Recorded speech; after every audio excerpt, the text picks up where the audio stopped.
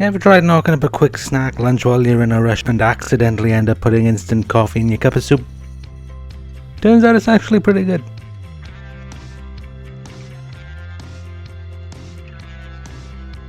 I mean, obviously I'm not going to be able to fill an entire episode on cuppa-soup alone, so I'm going to try and refine it a little bit.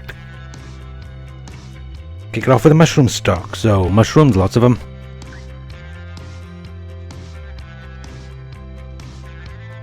Heat some olive oil in a pan, fry them off. Careful not to overcrowd the pan or they'll stew. Into a pot or saucepan. Same thing with some chestnut mushrooms, chopped, fried, pot.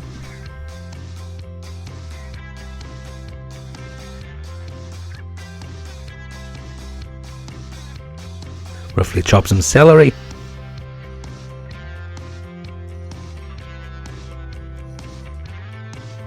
White onion chopped into quarters and into a dry pan to get charred.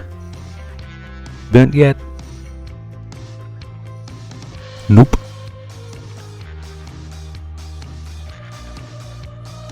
How about now?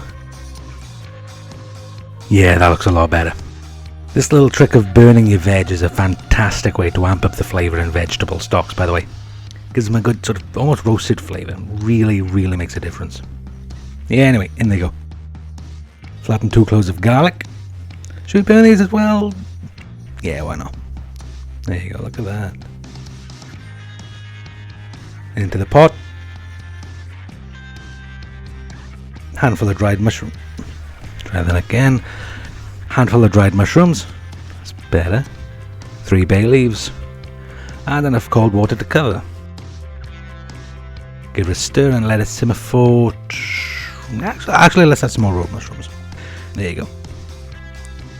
Give it a stir and let it simmer for about 45 minutes to an hour. In the meantime, let's do something to serve with this, or the video's only going to be 3 minutes long. I'm thinking biscotti since it's one of the nicest things to have with a cup of coffee. Let me know in the comments what your coffee nibble of choice is. Anyway, on to ours. 300 grams of plain flour, teaspoon of baking powder, stir that to combine it, and set this to one side. 75 grams of unsalted butter, room temperature. That goes into a stand mixer with 175 grams of caster sugar. Cream these together, then go in with some eggs.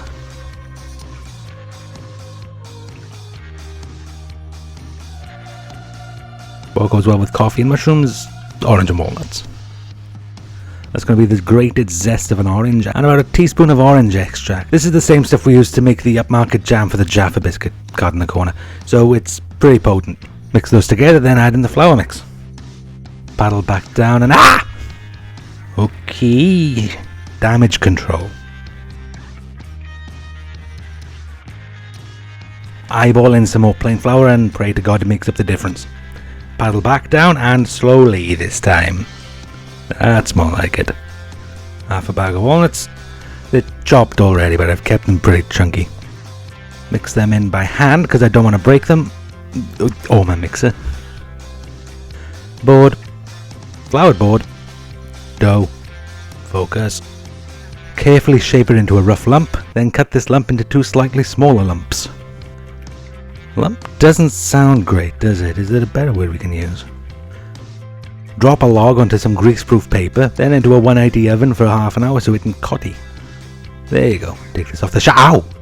Once this has cooled slightly, take this off the sheet and get it onto a chopping board. Slice this into slices. Do it at a bit of an angle because that seems to be the done thing. Just try and get them a bit more even than I have. See how these look. So at this stage they're still pretty soft and cakey, which is expected. You can really smell the orange with this. I think I could have been a bit more generous with the walnuts though. Doesn't seem to be a lot of them in this. Anyway, get these spread over a baking sheet and back into the oven for 10 minutes to re-cotty.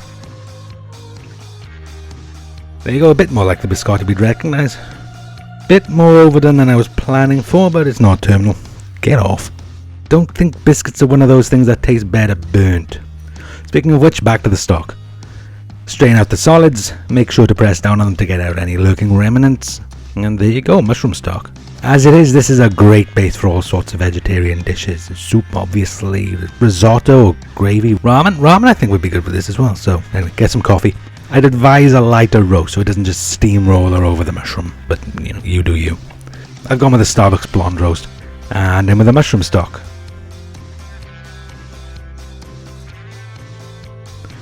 Let that brew. One last thing to get out of the way before we can plate. What's a cappuccino without some sort of foam? Now I want this milk to be more savoury than neutral, so into a pan, low to medium heat. This is whole milk, by the way. In with some chopped celery, 3 bay leaves, and all the time in the world. No, a small bunch. Mix this in, then let it diffuse on the barest of bare simmers for about 1/4 of an hour. There you go, that's done. Scoop out the crap. Ta-da! A little cheat if you're milk foaming at home. Something completely unnecessary if you know what you're doing. But for the rest of us, it makes life just a little bit easier. This is just 1/2 tablespoon of melted butter and just a knife point of xanthan gum, stirring that into it. This helps to stabilize the foam, so it'll hold the bubbles for a bit longer by way of science. It's easy enough to find xanthan. Just check the gluten-free baking section of basically any supermarket. Now, I've not got an espresso machine anymore because I've not got the space, so whisk. Tilt the pan to make it a bit easier. An immersion blender does the same job as well. There we go, let's start plating. Plating, it's soup. Let's start cupping. Wait. Mushroom coffee. Carefully spoon on a layer of this foam.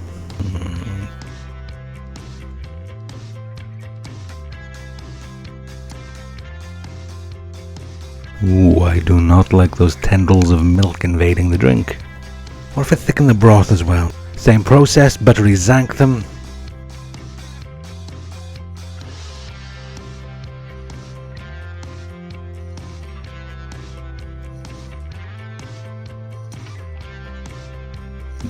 There you go, that looks a bit more like soup than a beverage now.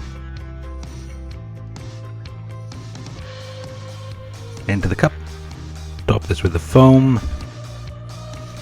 Not wild on that layer of butter floating on top of this. And you know what? I just decided I like the tendrils. Moving on.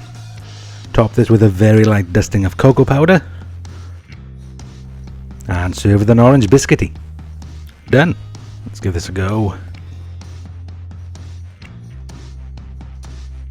Let's get the obvious out of the way first and foremost. Mushrooms and coffee go fantastically well together. Bit foreign drinking a savoury drink if you're not used to it. I don't know how many other people drink hot diluted Marmite, but think along the lines of a vegetarian Bovril. All the hippie and cats love Bovril. Just call it coffee flavoured soup if that sounds better to you. The foam is nice, it does bring a nice aesthetic, tendrils aside. Maybe don't serve it in a glass cup. Doesn't do a lot for the flavour, the thyme isn't coming through at all. Maybe infusing it with a little bit of blue cheese I think would go well with this combination, but again that could have overpowered the mushroom coffee. The foamy texture is the main thing that brings to the party. It does help to sell it a bit more. The chocolate dusting works shockingly well with mushrooms as well. Mushrooms and chocolate, that's a flavour to play around with one day. Let's see what I can do. The biscotti is brilliant, look at that snap. Really getting that orange through. Definitely could have been more generous with the walnuts. Just seems a bit sparse. I'm a dunker. British upbringing. Yeah, for such a simple thing, this is really greater than the sum of its parts. Orange, coffee, chocolate and mushroom, try them. And if you're an instant coffee kind of person, here's the instant version. Into a spice grinder with a handful of dried mushrooms, a little bit of onion powder, some skimmed milk powder, salt, dry thyme, black pepper, and about a teaspoon of sugar. Lid on and whir. That's not whirred enough, whir it some more. There you go, homemade cuppa-soup, we've gone full circle. Whir in some instant coffee.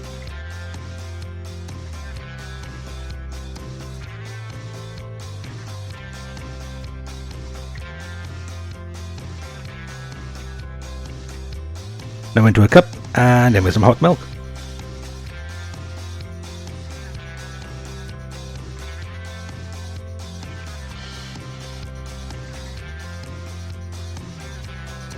Yeah, that's not bad. Imagine an off-brand cuppa-soup with coffee in it. It works better as a cappuccino than a latte. I'm still going to drink this though. And that's mushroom cappuccino. Yeah, coffee, orange, mushrooms and chocolates are actually a lovely, lovely combination. Definitely one to give a go. I'll try and find a few more uses for that stock along the way as well. Hopefully something that's not just a drink next time. Although maybe a mushroom black Russian. Another time. If you want to see what else I can come up with, hit the subscribe button and ring the notification bell. Give the video a like if you like.